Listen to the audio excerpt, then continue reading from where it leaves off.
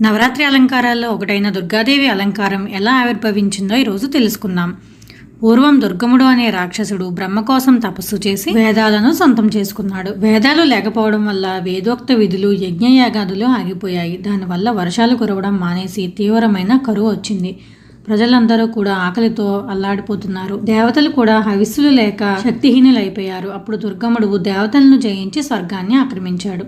అప్పుడు ప్రజలు దేవతలు వెళ్ళి అమ్మవారి దగ్గరికి మొరపెట్టుకున్నారు. అప్పుడు ఆమె ఒళ్ళంతా కళ్ళు చేసుకుని వారందరినీ చల్లగా చూస్తూ కరుణ రసాన్ని ప్రవహింపచేసింది. ఆ నీటితో నదులు బావులు అన్నీ నిండిపోయాయి.